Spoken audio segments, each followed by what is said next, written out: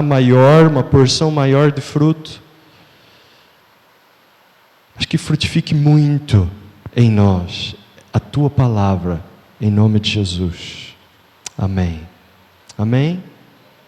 Amém, glória a Deus. Você sabe, irmão, às vezes a palavra de Deus semeada, a mesma palavra semeada em 2 corações dá um fruto diferente. A palavra diz que às vezes a semente dá 30, 60, 100. E às vezes a palavra é roubada. Mas é isso que nós oramos, que o Senhor faça essa palavra cair e frutificar nos nossos corações. Amém? Quem quer assim ser muito frutífero quando ouve a palavra do Senhor? Quando a palavra do Senhor é semeada na sua vida, você fala assim, isso é comigo. Eu quero que cresça muito, ela seja guardada e frutifique muito. Amém? Glória a Deus.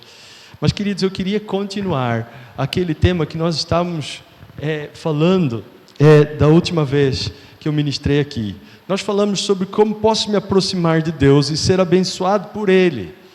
E nós falamos no primeiro momento sobre o exemplo da casa de Abinadab, né? Então ouvimos o exemplo da casa de Abinadab e hoje nós vamos ver a postura e a casa de Obed-Edom.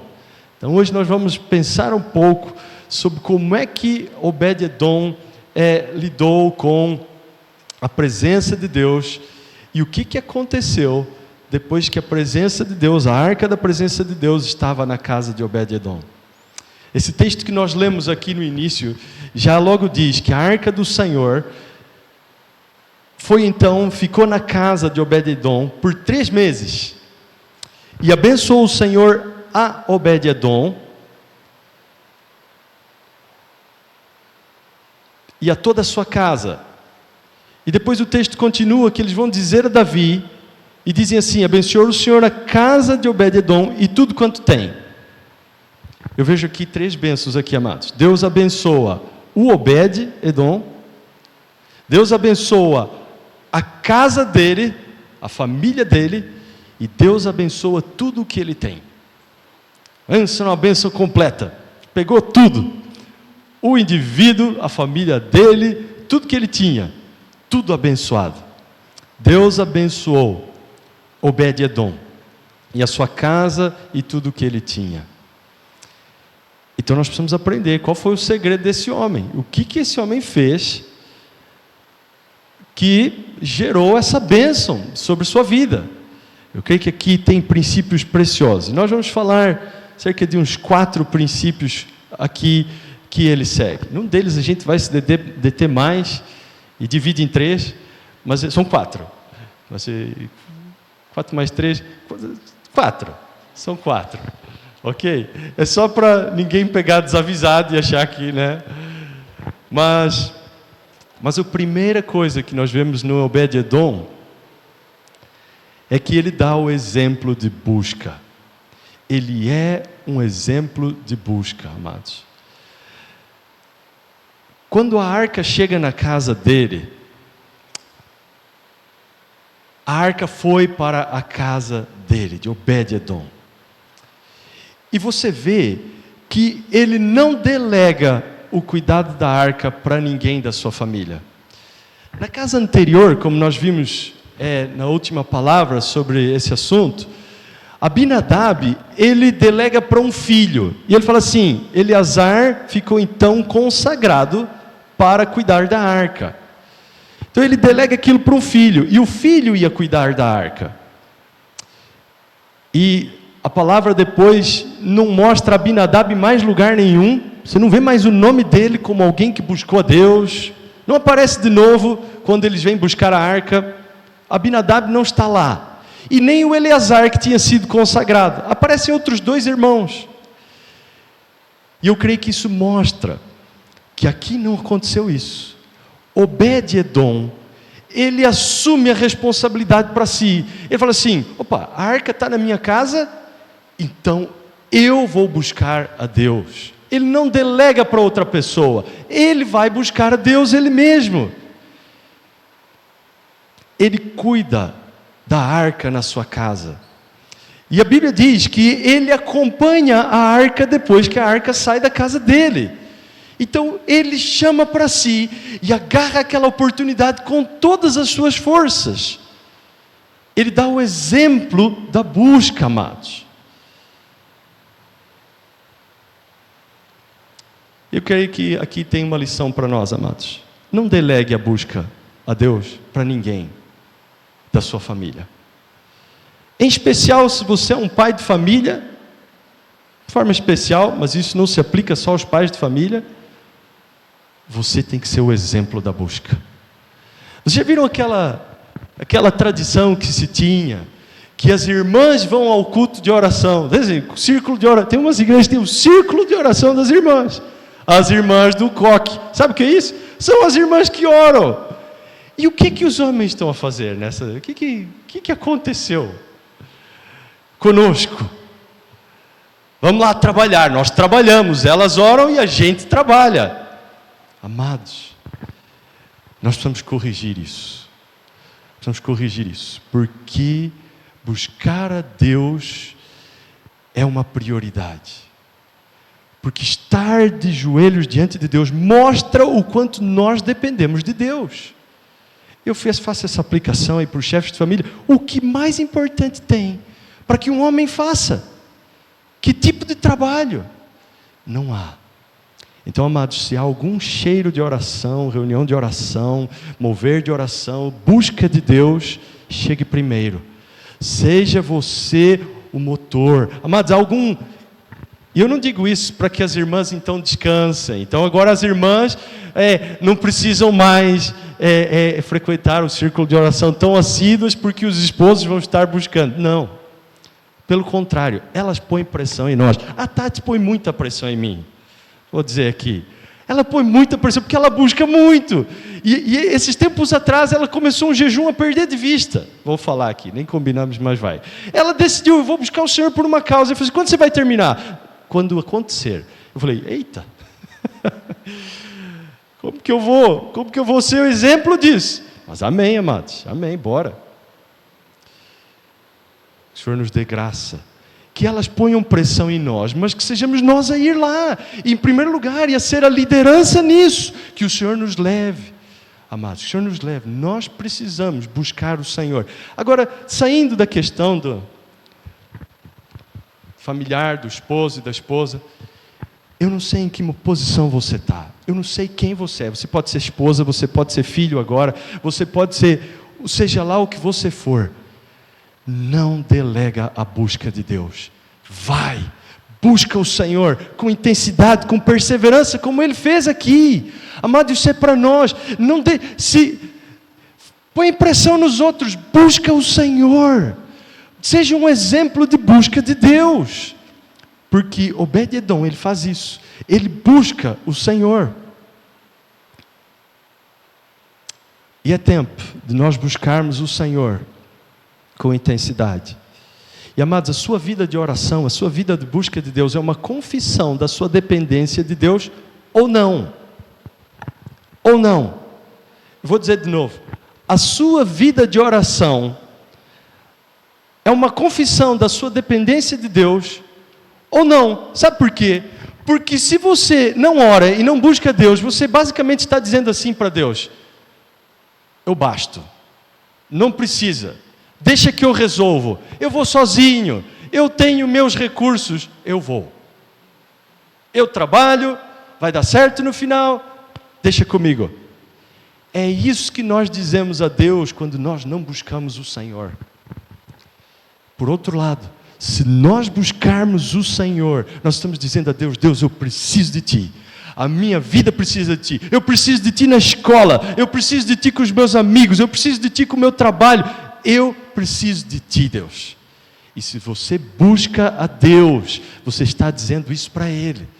Então, amados, Obed-Edom, ele percebe uma chance de buscar a Deus. E ele vai fazer isso. Eu creio que ele não delega. E nós vemos, amado, a influência disso sobre a sua família. O resultado disso foi abençoada toda a sua casa. Irmãos, tem alguns textos, alguns poucos que falam de Obed-Edom, não são muitos. Mas um deles, mais lá para frente, depois que a arca tinha chegado e depois que o culto tinha se estabelecido, vai outra vez descrever as pessoas que serviam perante a arca, lá na frente. Depois de muito tempo, quem aparece outra vez? O Obed-edom. Olha isso. 1 Crônicas 26, começa dizendo assim: foram estes os filhos de Obed-edom: Semaías o primeiro, Jeozabade o segundo, Joá o terceiro, Sacar o quarto, Natanael o quinto, Amiel o sexto, e Sacar o sétimo, Peuletai o oitavo, pois Deus havia abençoado Obed-edom. Parece estranho, e parece aquelas partes da Bíblia que a gente passa correndo, porque são só nomes, né? As genealogias. Vamos chegar em alguma parte que fale mais. Fulano, filho de fulano. Mas aqui, amados, são 8 filhos de Obed-edom. 8 que serviam a Deus. 8 filhos que estavam ali buscando a Deus, que tinham suas vidas consagradas ao serviço de Deus. Antes dele, a palavra descreve a família de Asaf. Asaf tinha 7 que serviam a Deus. E logo na sequência descreve Obed-edom, e eram 8 que estavam ali servindo a Deus. E o texto continua, vai falar de um dos filhos, eu acho que o primeiro que ele fala, seu filho Semaías, também teve filhos que foram líderes na família do seu pai, pois eram homens capazes. Vai descrever os filhos, Otni, Rafael, Obed, Elzabade.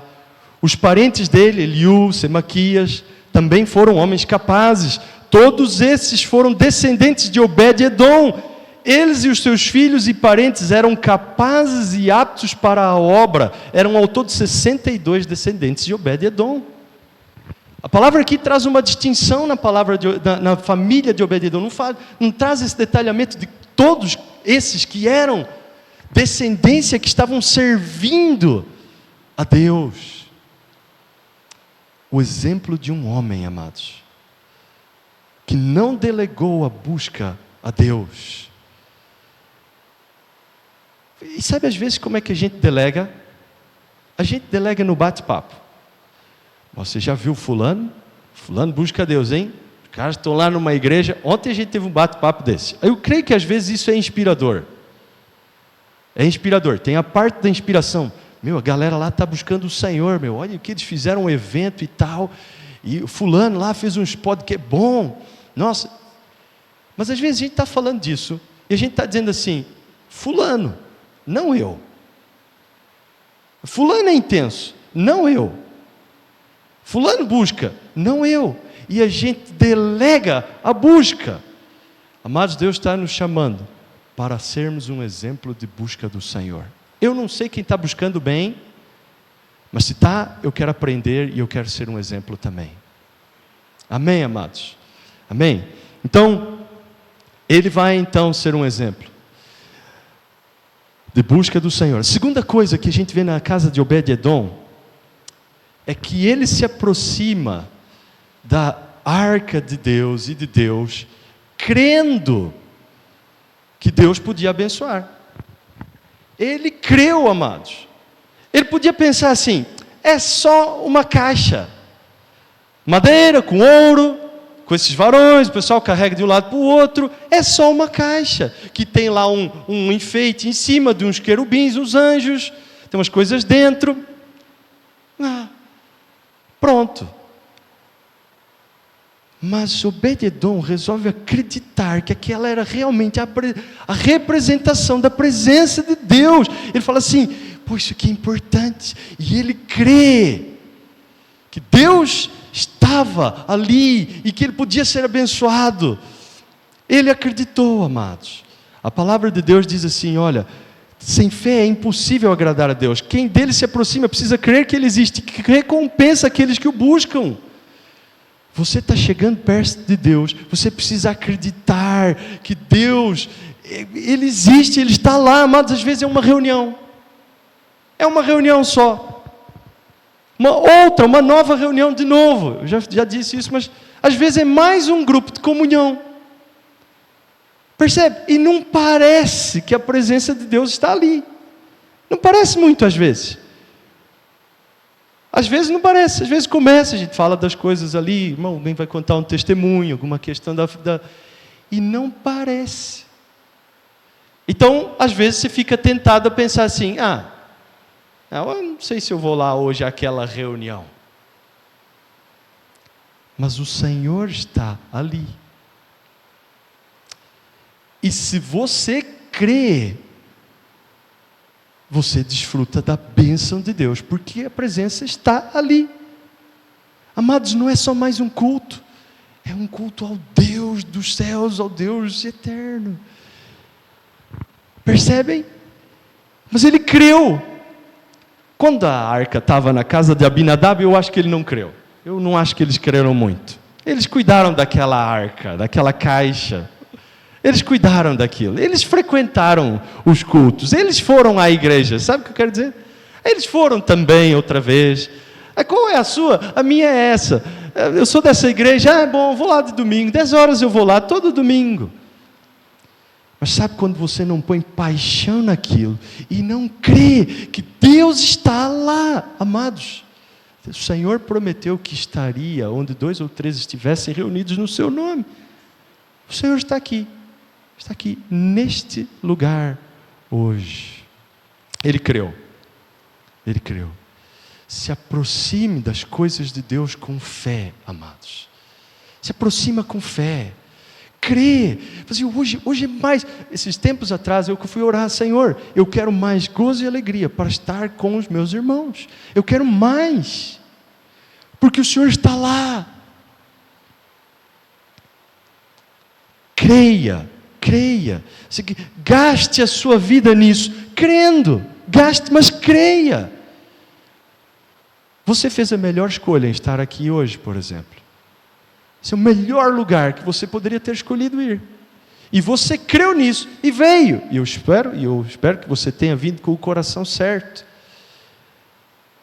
Obed-edom, ele creu. E creio que essa é uma condição para que Deus abençoe as nossas vidas. Crer, eu creio, Deus, eu creio. Eu vou hoje, Deus, eu vou estar nesse culto. Amém, amados? Terceira coisa. E aqui é que eu vou dividir em 3, ok? Então aqui é a terceira, mais 3. Nessa terceira, amados, eu queria falar que Obed-edom foi abençoado naqueles 3 meses, porque ele conhecia a palavra de Deus. Obed-edom conhecia a palavra de Deus. Mas eu vou dar aqui um pouco de contexto para isso. O nome Obed-edom significa servo de Edom. E servo de Edom é um nome esquisito para se dar a um nome de alguém do povo de Israel. Porque Edom é o povo que saiu de Esaú, não de Jacó, Israel. Era aquele que desprezou a promessa, que trocou a bênção por um prato de lentilhas. Lembra dessa história? Esse era Esaú, o pai da família Edom. E o Obed vai ser chamado Obed-edom, que é servo de Edom. É esquisito, amados. Como que ele vai ser chamado de servo de um povo, que a origem era de alguém que desprezou a bênção? Esse era o nome dele, Obed-edom, servo de Edom. Olha que coisa estranha. E os nomes em Israel, eles tinham significado, amados. O pai escolhia o nome porque tinha um significado. Não era igual hoje, que a gente escolhe pelo som, às vezes, né? Ou, às vezes, alguns, né? Nem todos. Mas era assim, eles escolhiam por causa do nome. E sabe, amados, eu creio que isso tem a ver com o contexto que eles viviam. Isso tem a ver com mistura. Talvez ele nasceu num contexto, não era um contexto de devoção, não era um contexto de amor por Deus. A mãe dele chama ele de servo de Edom, amados. Coisa estranha. Isso não honrava em nada a Deus. Servo de Edom. Então eu creio que ele nasce meio que ali num povo que não estava muito aí com Deus, não estava muito aí, não era para honrar a Deus, e esse menino nasce nesse contexto. Mas eu creio, amados, que ele vai conhecer a Bíblia. Eu creio que em algum momento ele conheceu a palavra de Deus. A palavra de Deus, Jesus falou isso: santifica-os na verdade, a tua palavra é a verdade. O que faz separação de um povo dos outros é a palavra. O que santificar, separar, tem a ver com a palavra. Amados, é a palavra que nos diferencia. É a palavra que te santifica. É a palavra de Deus que te faz diferente. É a palavra de Deus que te torna um santo em meio aos não santos. E eu creio que em algum momento Obed-edom conheceu a palavra. Ele encontrou a palavra e ele falou assim: opa, tem uma vida diferente aqui, eu não preciso ser servo de Edom, eu não preciso carregar essa identidade, eu não preciso ir por aí, há uma palavra. E eu creio, amados, que em algum momento ele é exposto à palavra e ele agarra a palavra. E ele pega a palavra para ele, e ele falava assim: é aqui que eu vou firmar minha vida, na palavra. E ele então é santificado pela palavra. Ele se expõe à palavra e recebe a palavra. Irmãos, em 3 meses, ele faz o que em 40 anos não conseguiram fazer, que era atrair a bênção do Senhor. Por quê, amados? E eu creio que ele tinha a palavra com ele. Ele tinha uma vida com a palavra. E o que ele tirava da palavra então? Eu creio que 3 coisas aqui. Primeiro, que ele tirava instruções da palavra, sobre como se portar, como viver. Ele tirava as coisas da palavra, ele aprendeu limites, ele aprendeu, leu como é que se carregava a arca. E irmãos, está lá escrito, os levitas carregaram a arca de Deus sobre os ombros, usando as varas presas a ela, conforme o Senhor havia instruído por meio de Moisés. Eles seguiram as instruções da palavra. E o que ele tirava? Instruções da palavra. Mas a segunda coisa que eu creio que ele tirava, bons exemplos. A palavra está cheia de bons exemplos, amados. A palavra é uma inspiração em termos de exemplos para a nossa vida. E eu creio que Obed-edom tirou exemplos da palavra. Era o texto que ele tinha. Até aqui, ele tinha alguns exemplos, não tinha todos esses que nós temos. Mas ele tinha ali os livros da lei, eles tinham as palavras de Moisés, eles tinham tudo isso. E eu creio que ele tinha bons exemplos, eles tinham. Algo que o pastor Zé Roberto pregou para nós esses dias. Eles tinham o exemplo de Abel, por exemplo.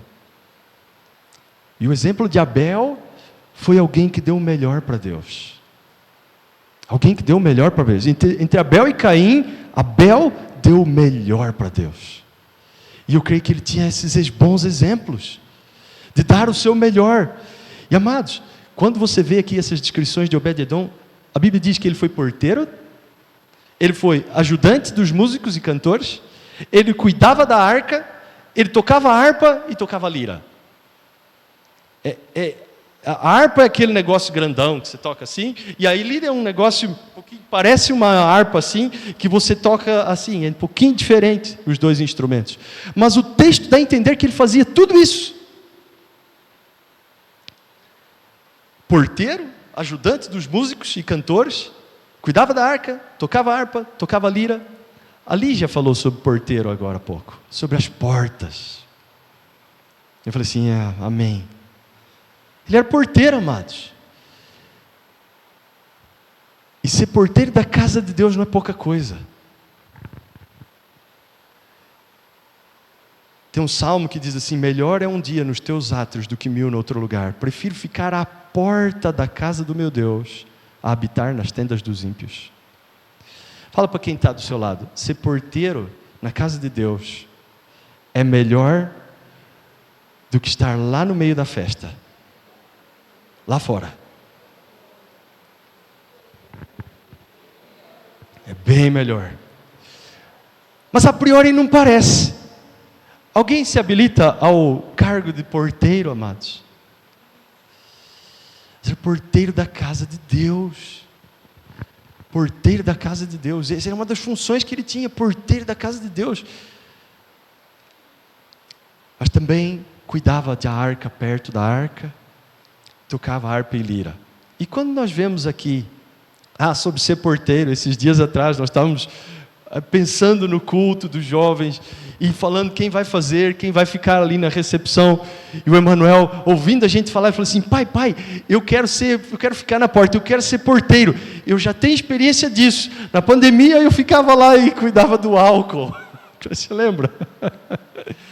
Ele falou assim: eu tenho experiência. Ele falou assim. Eu falei: puxa, você não é ainda da idade, mas eu falei: amém.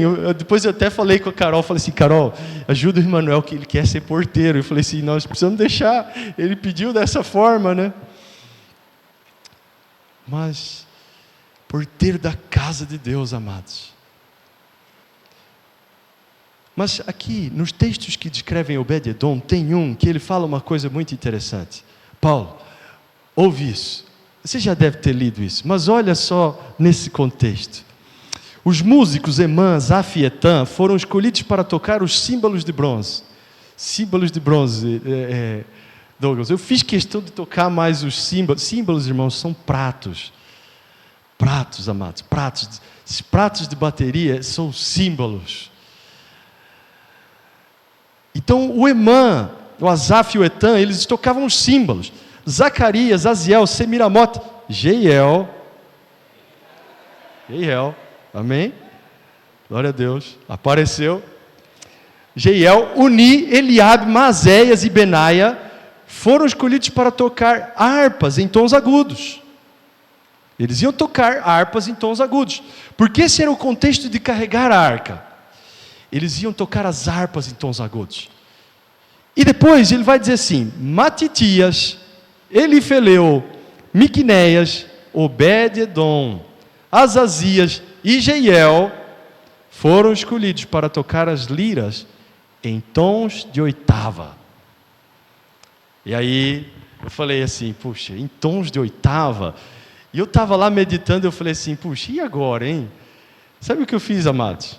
Eu fui no ChatGPT e perguntei no ChatGPT: para que servem os tons de oitava na música? Quando é que se usam os tons de oitava?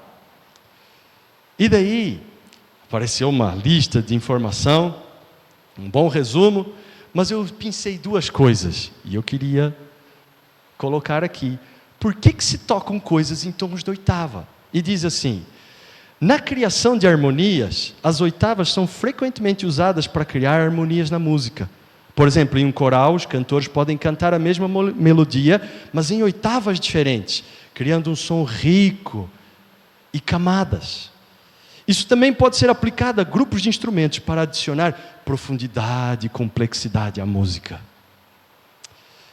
Quando fala das oitavas, na ênfase numa melodia, em alguns casos os músicos tocarão uma melodia em oitavas para dar mais destaque à música, à melodia na música. Isso pode adicionar um senso de grandiosidade ou importância à melodia. O fato é que Obed-Edom estava lá para tocar algo muito bem, em grande estilo, com muita qualidade, amados, em oitavas.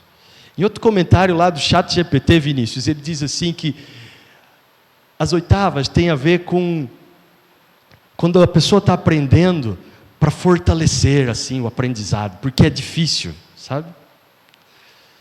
Então, era algo de excelência, era algo assim nobre no instrumento, era mais nobre. E essa era a função, eles iam tocar em oitavas aquilo, e Obed-Edom estava nisso, de tocar com oitavas. E amados, meditando nisso, você sabe, Obed-Edom tinha construído aquele talento de tocar, e amados, ele dedicou aquele talento a Deus. Ele foi tocar bem para Deus. Ele dedicou o melhor que ele tinha, dos seus estudos, daquilo que ele treinou para ser, para tocar em nível de oitavas para Deus. E ele deu o seu melhor para Deus, assim como Abel, que dá o seu melhor. Obed deu o seu melhor. Percebe? Ele toca em oitavas. E amados, eu fico pensando o que significa para nós aqui. Amados, vamos nós estudar as oitavas. E eu digo isso, eu estou falando isso no contexto da música, mas o que você faz bem? O que você gosta de fazer? O que você tem se preparado para fazer? Faça muito bem e dedique a Deus e ofereça a Deus. O que você é bom nos relacionamentos, irmãos? Você é bom em cuidar das pessoas, em receber as pessoas. Amados, tem gente que tem o dom de ser gente boa. Entrega isso para Deus. Tem gente que tem o dom de acolher. Eu vejo isso no contexto dos grupos de comunhão. Como isso tem valor. É tão bom quando você acolhe. Melhor ainda mais, amado. E ofereça a Deus. Faz isso na igreja. Estávamos conversando ontem sobre um indivíduo que aprendeu a fazer eventos. Bons eventos. E aprendeu aquilo. E Deus falou para ele: você vai fazer eventos para mim. Você vai fazer e o indivíduo fez um mega evento para Deus. O que é que você faz bem, amados? Talvez Deus está te treinando, às vezes, até num contexto secular, de universidade. Isso eu não sei. Você vai ficar bom e talentoso em coisas. Entrega essas coisas a Deus. Oferece para Deus. E faça para Deus. Por mais simples que sejam, irmãos, às vezes no seu trabalho, dedica o seu trabalho para Deus, dedica os seus estudos para Deus, estuda bem para Deus. Você está no meio do processo, faz para Deus. Pega seu caderno de matemática, amados, pega seu caderno da universidade e faz isso para Deus com excelência. Dedica seu estudo, suas coisas a Deus, faça as coisas para o Senhor. E eu creio que Obed-Edom faz isso. Quando ele vê a arca diante de Deus, diante dele, eu imagino que ele cuidava daquela arca e devia tocar aquela lira com excelência. Amém, amados? A terceira coisa aqui, nesse item, antes da quarta e última, é que Obed-Edom tinha uma teologia correta da bênção. Ele conhecia a Bíblia, e a Bíblia já nessa altura já falava sobre bênção. Lembrem, em 3 meses ele alcançou esse nível de bênção que os outros não tinham alcançado. Em 3 meses, a arca na casa dele o abençoou ele, toda a sua casa, tudo que ele tinha, porque ele conhecia o que a Bíblia falava sobre bênção. Ele conhecia o que a palavra falava sobre bênção. Em Deuteronômio 28, que já existia nessa época, nós temos um texto que fala da bênção. O pastor Euclides gostava muito de pregar esse texto. Se vocês obedecerem fielmente ao Senhor, seu Deus, e seguirem cuidadosos os seus mandamentos que eu vos dou a vocês, o Senhor,